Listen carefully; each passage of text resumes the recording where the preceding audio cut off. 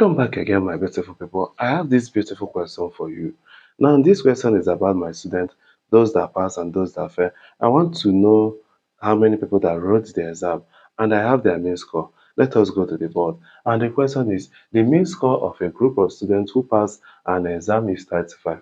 When three students who failed the exam with a cumulative score of 15 is added to their scores, the new mean becomes 30. How many students wrote the exam? So now in this question, we are trying to know how many students, both those that passed, both those that failed. We want to know how many students that wrote this exam.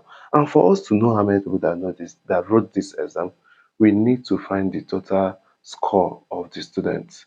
And for us to find the total score of the students, we need the numbers of the students times the mean. Numbers of the student times the mean, but we don't have the numbers of the student. That's the reason we should use n as the numbers of students times the first mean. There is 35, which is going to give us 35n as the first mean. Now we have solved the first phase of the question. Coming to the second phase of the question, they said when three students who failed the exam with a cumulative score of 15, now meaning there is another mean which is 30, therefore plus 15.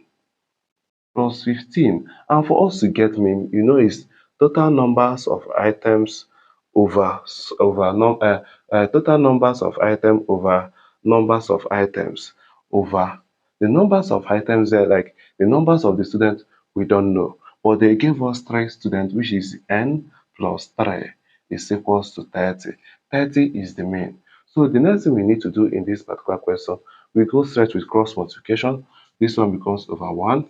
Therefore, this times this give us 35n plus 15 equals to 30 bracket n plus 3. The reason why I put this bracket is because 30 is going to multiply everything here. So it's going to be 35n plus 15 is equals to 30n plus 90. The next thing, we collect the like terms. N will go to where n is. This number will come to where a number is. Now, when this one cross with sign of equality, change to addition. And when this one cross to the sign of equality, change to subtraction. So it becomes 35n minus 30n is equals to 90 minus, because this one will change to minus 15. Therefore, 35n minus 30n will give you 5n is equals to 75. So the next thing we are going to do, we are going to divide both sides by 5, or this one will cross the sign of equality and change to division. Therefore, n is equals to 75 divided by 5. 5 here, 1, 5 here, it gives you 15. Now, 15 is not the final answer. Before you rush and say 15 is the final answer. Now, 15 is just for the first 15 persons that passed the exam. So we are going to add the 3 persons that failed the exam. So when we add the 3 persons that failed the exam, we have a total of 18 students. The total number of the students we have in that particular exam is 18 students.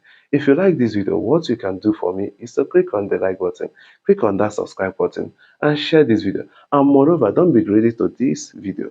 Share it to your friends for them to see. See you in my next video.